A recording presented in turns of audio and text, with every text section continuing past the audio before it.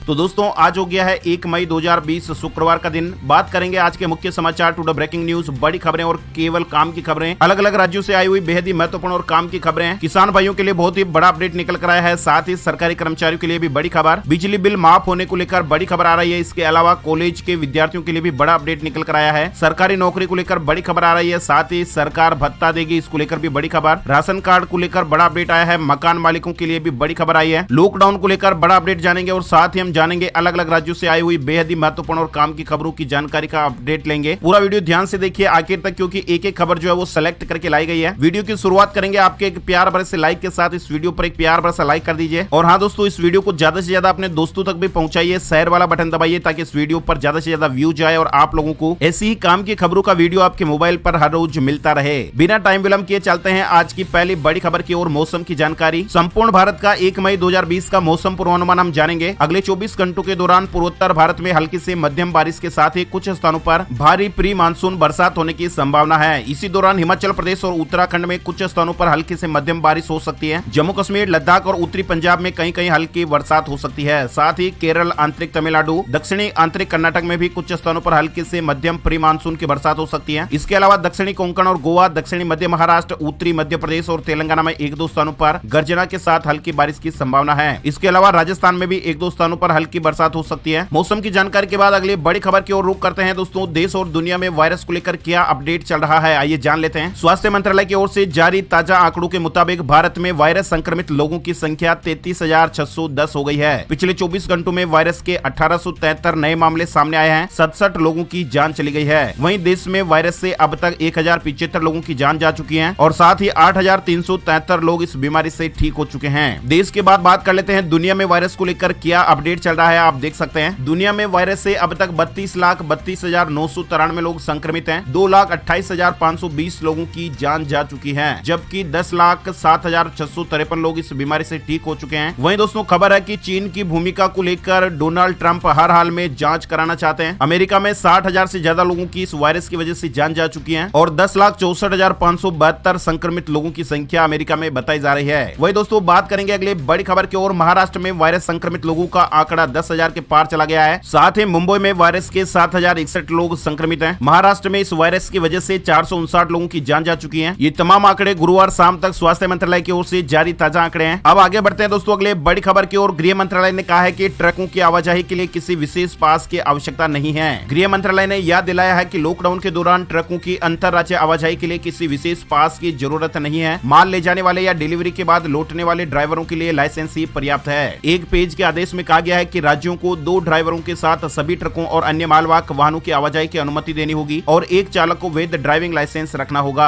आगे बढ़ते हैं दोस्तों अगले बड़ी खबर निकल कर आ रही है। एलपीजी गैस सिलेंडर के बाद अब 20 करोड़ लोगों को सरकार फ्री में दाल देने वाली है। सरकार ने कहा है कि 20 करोड़ लाभार्थियों को 3 महीने तक 1 किलो दाल प्रति परिवार दी जाएगी और इसके लिए 5.88 लाख टन दाल का आवंटन किया जा चुका है। लॉकडाउन के दौरान सरकार ने ये राहत दी है। प्रधानमंत्री गरीब कल्याण अन्न योजना के तहत मुफ्त में दाल उपलब्ध कराने का फैसला लिया गया है। वहीं दोस्तों अगले बड़ी खबर निकल कर आ रही है। लॉकडाउन में फंसे मजदूरों की वापसी के लिए स्पेशल ट्रेनों की मांग की जा रही है। केंद्र सरकार ने देश के अलग अलग राज्यों में फंसे प्रवासी मजदूरों, पर्यटकों और छात्र छात्राओं आदि की आवाजाही की अनुमति दे दी है। केंद्र की ओर से जारी आदेश में कहा गया है कि सभी राज्य और केंद्र शासित प्रदेश अपने यहाँ फंसे लोगों को उनके गृह राज्यों में भेजने की तैयारी करें और इसी के तहत राज्यों ने मजदूरों को वापस भेजने की तैयारी शुरू भी कर दी है। केंद्र ने जहाँ सड़क मार्ग यानी बसों के जरिए मजदूरों को भेजने का आदेश दिया है, वही कुछ राज्यों ने मांग की है कि मजदूरों की वापसी के लिए विशेष ट्रेनें चलाई जाए। बिहार, पंजाब, तेलंगाना और केरल ने केंद्र सरकार से लोगों को लाने के लिए विशेष ट्रेन चलाने की मांग की है। राज्यों ने कहा है कि लोगों की संख्या काफी ज्यादा है और ऐसे में बसों से लोगों को घरों तक पहुंचने में काफी समय लग जाएगा। वहीं दोस्तों अगले बड़ी खबर आ रही है। उत्तर प्रदेश के सहकारी बैंकों की भर्तियों में अब नहीं होगी धांधली, आईबीपीएस को सौंपा गया है जिम्मा। उत्तर प्रदेश सहकारी संस्थागत सेवा मंडल की जगह अब आईबीपीएस सहकारिता विभाग के बैंकों और अन्य संस्थाओं में भर्ती का जिम्मा संभालेगा। मुख्यमंत्री योगी आदित्यनाथ ने फैसला लिया है। वहीं दोस्तों अगले बड़ी खबर आ रही है। पीएम मोदी ने अमित शाह और निर्मला सीतारमण के साथ बैठक कर निवेश बढ़ाने की रणनीति पर चर्चा की है। प्रधानमंत्री नरेंद्र मोदी जी ने गुरुवार को गृह मंत्री अमित शाह, वित्त मंत्री निर्मला सीतारमण, वाणिज्य मंत्री पीयूष गोयल और अन्य वरिष्ठ सरकारी अधिकारियों के साथ वायरस महामारी के मद्देनजर अर्थव्यवस्था को बढ़ावा देने के लिए विस्तार से चर्चा की है। अगली बड़ी खबर है बैंक को लेकर। इस बैंक के ग्राहक 31 अक्टूबर तक नहीं निकाल सकेंगे बैंक खाते से पैसे। आरबीआई ने 6 महीने के लिए बढ़ाया प्रतिबंध। भारतीय रिजर्व बैंक ने बुधवार को सहकारी bank the needs of life cooperative bank limited इस बैंक पर लागू लागू प्रतिबंधों को और 6 महीने के लिए बढ़ा दिया गया है और बैंक पर ये प्रतिबंध अब 31 अक्टूबर तक लागू रहेंगे। आगे बढ़ते हैं दोस्तों अगले बड़ी खबर की ओर। बॉलीवुड जगत को लेकर बड़ी खबर आई है। 2 दिन में दूसरा झटका। इरफान खान के बाद अब ऋषि कपूर ने भी दुनिया को अलविदा कह दिया है। ऋषि कपूर कैंसर से लंबी लड़ाई लड़ते हुए जिंदगी की जंग हार गए। बॉलीवुड को 2 दिन में 2 बड़े झटके लगे हैं। इरफान खान और ऋषि कपूर के निधन से देश भर में उनके फैंस के बीच गम का माहौल है। आपको बता दें पीएम मोदी जी ने भी ट्विटर के जरिए उनके निधन पर शोक जताया है। साथ ही बात करेंगे आज की अगली बड़ी खबर की ओर। केंद्रीय कर्मचारियों के महंगाई भत्ते में इजाफे पर रोक के खिलाफ उतरे कर्मचारी संगठन। केंद्रीय कर्मचारियों के बढ़े हुए 4% डीए पर रोक लगाने और जुलाई 2021 तक के लिए वृद्धि को स्थगित किए जाने के विरोध में कई कर्मचारी संगठन उतर आए हैं। संगठनों ने इस फैसले का विरोध किया है। अगली बड़ी खबर आ रही है हिमाचल प्रदेश को लेकर। हिमाचल प्रदेश में प्रवेश पाने के लिए शुक्रवार से नई व्यवस्था के तहत ई पास जारी किए जाएंगे। ई पास के लिए अभी तक 3,60,000 लोग आवेदन कर चुके हैं और अब पास पर यह बताना होगा कि वे किस एंट्री पॉइंट से प्रवेश करना चाहते हैं और साथ ही अब दिन के समय ही प्रदेश में एंट्री मिल पाएगी। साथ ही अगली बड़ी खबर निकल कर आ रही है। सरकार की ओर से एक और बड़ा अपडेट निकल कर आया है। महंगाई भत्ते के बाद सरकार ने एनपीएस पर रोक लगाई है। वित्त मंत्रालय ने बढ़े हुए एनपीएस योगदान रोकने का फैसला किया है। जिन मंत्रालय ने राशि पेमेंट कर दी थी उन्हें ये रोल बैक किया जाएगा। सरकार के इस फैसले से 2 लाख से ज्यादा कर्मचारियों को झटका लगेगा। ये आदेश ऑटोनोमस बॉडीज पर लागू होगा और इसका मतलब ये होगा कि जिसमें ऑटोनोमस बॉडीज में जो काम करने वाले कर्मचारी हैं उनको न्यू पेंशन स्कीम के तहत एनपीएस का 4% बढ़ा हुआ योगदान नहीं मिलेगा। बढ़े हुए एनपीएस का फायदा 1 जनवरी 2019 के पहले नियुक्त कर्मचारियों को मिलना था। बात करेंगे अगली बड़ी खबर की। राजस्थान से 40,000 प्रवासी मजदूरों को बसों से उनके घर रवाना किया गया। अब तक 6 लाख लोगों ने पंजीयन कराया है। राजस्थान सरकार ने राज्य के अलग अलग इलाकों में फंसे मजदूरों को उनके घर भेजना शुरू कर दिया है। बुधवार से गुरुवार सुबह तक करीब 40,000 मजदूर और कामगार अपने घरों के लिए रवाना हो गए। बताया जा रहा है कि इनके लिए बसों की व्यवस्था की गई। 26,000 लोगों को मध्य प्रदेश के बॉर्डर पर और 2,000 को हरियाणा बॉर्डर पर पहुंचा दिया गया है। राज्य सरकार ने इनके लिए ऑनलाइन पंजीकरण की व्यवस्था की है। आगे बढ़ते हैं अगले बड़ी खबर। लॉकडाउन के बीच अब आपके घर तक सामान पहुंचाएगी सरकार। कर सकेंगे ऑनलाइन ऑर्डर। देश भर में लॉकडाउन के बीच अब सरकार गाँव में सामान की ऑनलाइन डिलीवरी करने की तैयारी में है। यानी अब सरकार कॉमन सर्विस सेंटर के नेटवर्क के जरिए ग्रामीण क्षेत्रों में लोगों के घर तक जरूरी सामान पहुंचाएगी। कॉमन सर्विस सेंटर सिर्फ जरूरत का सामान ही मुहैया कराएंगे। इसके जरिए सिर्फ दाल, आटा, चावल, सब्जी जैसी चीजें मिलेगी। कॉमन सर्विस सेंटर का नेटवर्क हमारे पूरे देश में है और देश में करीब 3 लाख से ज्यादा कॉमन सर्विस सेंटर है। अगली बड़ी खबर आई है सीएस जून 2020 एग्जाम को लेकर। सीएस की परीक्षा स्थगित कर दी गई है। इंस्टीट्यूट ऑफ कंपनी सेक्रेटरी ने सीएस जून 2020 की परीक्षा स्थगित कर दी है। ये परीक्षा 1 जून से 10 जून 2020 के बीच आयोजित होनी थी, लेकिन फिलहाल इसे टाल दिया गया है। अब ये परीक्षाएं जुलाई में आयोजित की जाएगी। इस संबंध में आईसीएसआई ने ऑफिशियल वेबसाइट पर एक नोटिफिकेशन जारी किया है। अगली बड़ी खबर है लॉकडाउन को लेकर। महाराष्ट्र में फंसे छात्र, मजदूर और पर्यटक वापस जा सकेंगे घर। करना होगा ये काम। महाराष्ट्र सरकार ने केंद्र सरकार के आदेश के बाद यह आदेश जारी किया है। राज्य में लॉकडाउन में फंसे हुए प्रवासी मजदूरों, छात्रों और पर्यटकों के आवागमन का रास्ता खुलेगा। महाराष्ट्र में फंसे हुए प्रवासी मजदूरों और दूसरे राज्यों के लोगों को बाहर भेजने और राज्य में आने से पहले प्रशासन से इजाजत लेनी होगी और सर्टिफिकेट हासिल करना होगा। महाराष्ट्र सरकार ने नोटिफिकेशन के साथ में फॉर्म भी जारी किया है। साथ ही अगली बड़ी खबर आ रही है। भारतीय मूल की लड़की ने दिया नासा के मार्स हेलीकॉप्टर को नाम और प्रतियोगिता में जीत हासिल की है। दरअसल अंतरिक्ष एजेंसी नासा के पहले मंगल हेलीकॉप्टर को नाम मिल गया है। यानी भारतीय मूल की लड़की ने नासा के मार्स जाने वाले पहले हेलीकॉप्टर को ये नाम दिया है और इसका श्रेय भारत के मूल की वनिजा रूपाणी को जाता है। प्रतियोगिता हुई थी, इसमें अल्बामा में रहने वाली जूनियर हाई स्कूल छात्रा रूपाणी को यह श्रेय मिला। रूपाणी ने ही प्रतियोगिता के जरिए विमान के लिए नाम सुझाया था, जिसे स्वीकार कर लिया गया। अगली बड़ी खबर है भड़काऊ हैशटैग रोकने की याचिका पर सीजेआई बोले ऐसे आदेश जारी नहीं कर सकते। भड़काऊ ट्विटर हैशटैग को रोकने के लिए लेकर दायर जनित याचिका पर सुनवाई करते हुए सुप्रीम कोर्ट के चीफ जस्टिस ने कहा कि हम ये कैसे कर सकते हैं, हम इस तरह के आदेश जारी नहीं कर सकते। ये तो ऐसा है कि लोग फोन पर गंदी बातें करते हैं तो एमटीएनएल को बंद करने के लिए कहा जाए। ऐसे में सीजेआई ने कहा है कि हम इस तरह के आदेश जारी नहीं कर सकते। साथ ही अगली बड़ी खबर निकल कर आ रही है। कर्नाटक में 4 मई से खुलेंगे आईटी कंपनियों के दफ्तर। राज्य सरकार ने मंजूरी दी है। देश के दक्षिण राज्य कर्नाटक में 4 मई से बिजनेस एक्टिविटी फिर से शुरू हो सकती है। राज्य सरकार ने इसकी तैयारी शुरू कर दी है। सीएनबीसी टीवी 18 की खबर के मुताबिक सरकार ने गुरुवार को कैबिनेट की बैठक के बाद ये जानकारी दी है। वायरस प्रभावित इलाकों को छोड़कर अन्य ग्रीन जोन में इसकी मंजूरी दी गई है, लेकिन कंपनियां 50% कर्मचारियों के साथ ही काम कर पाएगी। अगली बड़ी खबर देख सकते हैं। देश भर में फंसे छात्रों, तीर्थयात्रियों और पर्यटकों को वापस लाने की तैयारी में है केजरीवाल सरकार। दिल्ली के मुख्यमंत्री अरविंद केजरीवाल ने दिल्ली के बाहर फंसे छात्रों, तीर्थयात्रियों और पर्यटकों को दूसरे राज्यों से वापस लाने की तैयारी शुरू कर दी है। वहीं दोस्तों अगली बड़ी खबर आ रही है कोल इंडिया को लेकर। इस साल कोल इंडिया में 6,600 नौकरियां मिलेगी। कोयला मंत्री ने ट्वीट करके जानकारी दी है। अगली बड़ी खबर आई है यूजीसी की गाइडलाइंस, परीक्षा और रिजल्ट के बारे में बड़ा अपडेट आप यहाँ पर देख सकते हैं। वायरस के चलते लागू किए गए लॉकडाउन से उपजे हालात के बीच ही शैक्षिक कैलेंडर को गति देते हुए विश्वविद्यालय विश्वविद्यालय अनुदान आयोग यानी यूजीसी ने अपनी गाइडलाइंस जारी कर दी है और इसके तहत देश की सभी यूनिवर्सिटी और उच्च शिक्षण संस्थानों में एग्जाम और एकेडमिक कैलेंडर के दिशा निर्देश जारी कर दिए गए हैं। यूजीसी की समिति की सिफारिशों के आधार पर तैयार गाइडलाइंस को मानव संसाधन विकास मंत्री रमेश पोखरियाल निशंक ने जारी किया है। जो महत्वपूर्ण अपडेट है वो आप यहाँ पर देख सकते हैं। यूजी और पीजी प्रोग्राम की डिग्री प्रोग्राम के आखिरी वर्ष के छात्रों की परीक्षा जुलाई में होगी, नतीजे अगस्त में आएंगे। और साथ ही ये भी है कि अगर वायरस से उपजे हालात नहीं सुधरते हैं तो दूसरे वर्ष के छात्रों को पूर्व सेमेस्टर के 50% अंक और इंटरनल असेसमेंट के 50% अंक के आधार पर ग्रेड मिलेंगे। वायरस का असर जिन शहरों में कम या फिर खत्म हो गया है वहाँ जुलाई में पहले और दूसरे वर्ष के छात्रों की परीक्षा आयोजित की जाएगी। तो इस तरह से ये 10-11 तरह की गाइडलाइंस है वो आप स्क्रीन पर देख सकते हैं। इसके अलावा कल वाले वीडियो में हमने आपको एकेडमिक सत्र 2020-21 को लेकर जो गाइडलाइंस थी उसके बारे में भी बताया था। ये जानकारी भी आपको स्क्रीन पर दिखाई गई है, आप देख सकते हैं। अगली बड़ी खबर आ रही है दोस्तों, गरीबों को खाना खिलाने के लिए राजस्थान के किसान ने दान कर दी जीवन भर की कमाई, 50 लाख रुपए खर्च कर दिए, आप देख सकते हैं। राजस्थान के जोधपुर जिले के किसान रामनिवास मांडा ने लॉकडाउन के दौरान गरीबों को खाना खिलाने के लिए 50 लाख रुपए की अपनी जीवन भर की कमाई को दान कर दिया है। उन्होंने 83 ग्राम पंचायतों के कुल 8,500 परिवारों में राशन बांटा है। इनकी मेहनत और इनके जज्बे को सलाम करते हैं और इनके दिल में जो दया है उसको लेकर दोस्तों इस वीडियो पर एक लाइक तो यहाँ पर जरूर बनता है। बात करेंगे दोस्तों आज की अगली बड़ी खबर की। देश की सबसे बड़ी टेलीकॉम कंपनी रिलायंस जियो का मुनाफा 177% बढ़कर 2331 करोड़ रुपए हो गया है। आपको बता दें रिलायंस जियो सभी यूजर्स को फ्री में 2-2 GB डेटा दे रहा है, रेंडमली दिया जा रहा है। आप भी अपने माई जियो ऐप में जाकर 2 GB फ्री डेटा के बारे में जानकारी ले सकते हैं। अगर आपको अभी नहीं मिला है तो उम्मीद कीजिए कि आपको बहुत ही जल्द मिल जाएगा। साथ ही दोस्तों अगली बड़ी खबर आ रही है, BMW ने डॉक्टरों के लिए एक स्पेशल सर्विस की शुरुआत की है और ये फ्री में सुविधा मिलेगी। लग्जरी कार बनाने वाली जर्मनी की प्रमुख कंपनी BMW ने गुरुवार को अपने डॉक्टर ग्राहकों के लिए विशेष सेवा शुरू करने की जानकारी दी है। कंपनी देश भर में फैले अपने डीलरों के साथ मिलकर BMW कार रखने वाले डॉक्टरों के वाहनों का इंजन ऑयल फ्री में बदलेगी। इस तरह की खबर है। अगली बड़ी खबर आई है राजस्थान से। राजस्थान में सरकार ने आबकारी शुल्क 10% बढ़ा दिया है। राजस्थान सरकार ने शराब पर आबकारी शुल्क में 10% की बढ़ोतरी कर दी है। राज्य के वित्त विभाग ने बुधवार को शुल्क बढ़ाने के लिए एक अधिसूचना में संशोधन करने के आदेश जारी किए हैं और इसकी वजह से फिर शराब के जो रेट है वो महंगे हो जाएंगे। साथ ही अगली बड़ी खबर आ रही है, हरियाणा को लेकर 20 मई तक घोषित किया जाएगा 10वीं का रिजल्ट। लॉकडाउन के बाद छुट्टियों में कटौती होगी, शिक्षा मंत्री कंवरपाल ने इसके संकेत दिए हैं। साथ ही अगली बड़ी खबर निकल कर आ रही है, हिमाचल में बिना सरचार्ज बिजली बिल जमा करवाने की छूट बढ़ाई गई है। 30 अप्रैल तक बिजली बोर्ड ने बिना सरचार्ज बिल जमा करवाने की छूट को कुछ दिनों के लिए और बढ़ा दिया है। साथ ही बिजली बोर्ड ने आगामी 6 महीने तक बिजली बिलों को ऑनलाइन जमा करवाने के लिए प्रति बिल 10 रुपए की छूट भी देने का ऐलान किया है। अगली बड़ी खबर आ रही है दोस्तों, अन्य राज्यों में फंसे उत्तराखंड के लोगों की वापसी के लिए जारी हुआ एक लिंक और फोन नंबर यानी एक वेबसाइट जारी की गई है जहां पर अप्लाई किया जा सकता है और इसमें अप्लाई करने वाले का पंजीकरण होगा और फिर घर वापसी की प्रक्रिया शुरू की जाएगी। उत्तराखंड सरकार ने विभिन्न राज्यों में फंसे उत्तराखंड के लोगों के लिए लिंक जारी किया है। स्क्रीन पर आप जानकारी देख सकते हैं। अगली बड़ी खबर आई है, अमेजन पे को लेकर नई सर्विस से सामान मंगवाएं और 1 महीने के बाद पेमेंट करें। ई कॉमर्स कंपनी अमेजन ने भारत में अमेजन पे लेटर सर्विस को लॉन्च कर दिया है और इसके तहत कस्टमर सामान खरीदने के बाद 1 महीने बाद पेमेंट कर सकते हैं। इसके साथ ही कंपनी ने इसमें EMI की सुविधा भी दी है। कंपनी के मुताबिक लिस्टेड प्रोडक्ट पर ये सुविधा दी जाएगी। अगली बड़ी खबर आई है, NTA एप्लीकेशन 2020 को लेकर फिर बढ़ी प्रवेश परीक्षाओं की आवेदन तारीखें। राष्ट्रीय परीक्षा एजेंसी ने अपडेट जारी किया है। NTA के अपडेट के अनुसार प्रवेश परीक्षाओं NCHM, JEE, IGNOU MBA, OpenMate, ICAR, JNUEE के लिए आवेदन की जो अंतिम तारीख है वो 15 मई और AIA PGET के लिए अंतिम तिथि 5 जून 2020 तक बढ़ा दी है। साथ ही अगली बड़ी खबर आ रही है, 3 महीने का बिजली बिल हो सकता है माफ, इस राज्य के लोगों को होगा फायदा।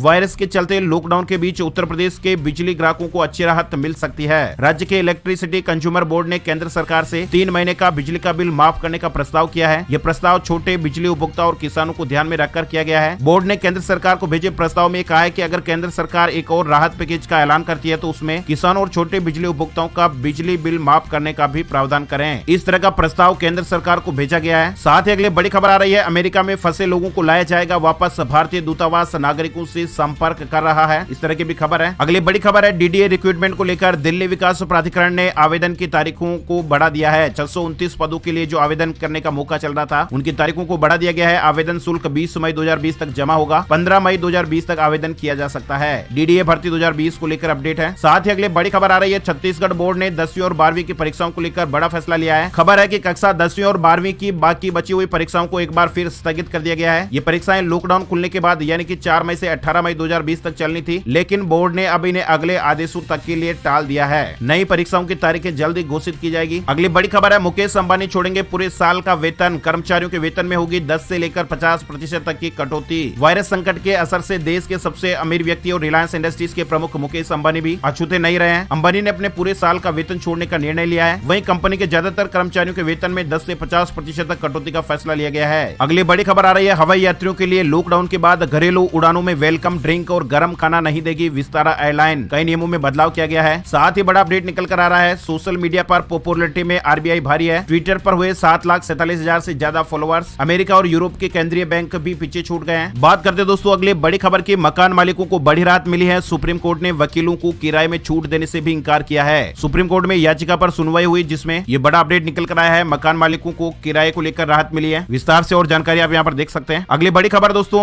धान की खेती न करने पर 2,000 रुपए भत्ता दे रही है हरियाणा सरकार। देश भर में गेहूं की कटाई के बाद किसान धान की फसल बोने की तैयारी में है और इसी बीच सूबे की सरकार ने कुछ इलाकों के किसानों को कहा है कि यदि वे धान की फसल नहीं उगाते हैं तो उन्हें 2,000 रुपए प्रति एकड़ की रकम दी जाएगी। और ये जो रकम है वो आपको पीएम किसान सम्मान निधि योजना के अलावा ये फायदा मिलेगा, यानी 2,000 रुपए एक्स्ट्रा मिलेंगे। धान न लगाने पर 2,000 रुपए की स्कीम को 7 जिलों के 7 ब्लॉक में लागू किया गया है। ये जिले हैं सोनीपत, करनाल, यमुनानगर, कुरुक्षेत्र, अंबाला, कैथल और जींद। सरकार ने किसानों से अपील की है किसान इन इलाकों में धान की फसलों के बजाय दलहन की खेती करें जिससे पानी की ज्यादा जरूरत नहीं होती है। अगली बड़ी खबर है 8 लाख कर्मचारियों को राहत, अब मिलेगी पूरी सैलरी। राजस्थान सरकार ने कार्मिकों को बड़ी राहत देते हुए अप्रैल महीने के वेतन में कटौती नहीं करने का निर्णय लिया है। सरकार आईएएस से लेकर चतुर्थ श्रेणी तक के सभी कार्मिकों को अप्रैल का पूरा वेतन देगी। इस तरह की खबर है। अगली बड़ी खबर आ रही है दोस्तों, बड़ी खबर, लॉकडाउन के बीच 7 लाख लोग काम पर लौटे हैं। 4 घंटे के ओवर टाइम का देना होगा दोगुना शुल्क। चंडीगढ़ न्यूज अपडेट में आप देख सकते हैं लॉकडाउन के बीच 7 लाख से अधिक कर्मचारी हरियाणा के ईंट भट्टों और उद्योगों में काम पर लौट आए हैं। मुख्यमंत्री मनोहर लाल खट्टर के मुताबिक जो उद्योग सोशल डिस्टेंसिंग का पालन करते हुए अपने 50% मजदूरों के साथ काम करने के लिए आगे आएंगे उनमें 8 घंटे के बजाय 12 घंटे तक काम भी लिया जा सकता है। बशर्ते कि फैक्ट्री एक्ट 1948 की धारा 59 के तहत उद्यमियों को 4 घंटे के ओवर टाइम का दोगुना वेतन देना होगा। हरियाणा को लेकर ये अपडेट जानकारी है। बात करते दोस्तों gold price today, silver price today update को लेकर 30 अप्रैल 2020 को सोने चांदी की ताजा रेट अपडेट आप देख सकते हैं। गुरुवार को सोना 60 रुपए की बढ़त के साथ 45,964 रुपए प्रति 10 ग्राम पर रहा। वहीं चांदी 42,300 रुपए प्रति किलोग्राम के भाव पर रही। ये ताजा अपडेट आप India Boolean and jewellers association की वेबसाइट पर भी देख सकते हैं। तो दोस्तों इस खबर के साथ ही आज के मुख्य समाचार यही समाप्त हुए। हर तरह की ताजा खबर और काम की जानकारी देखते रहने के लिए वीडियो के नीचे जो लाल बटन है उसे दबा दीजिए। इस वीडियो पर लाइक कीजिए और ज्यादा से ज्यादा अपने दोस्तों के साथ शेयर कीजिए। आपका बहुत बहुत धन्यवाद। जय हिंद, जय भारत, वंदे मातरम।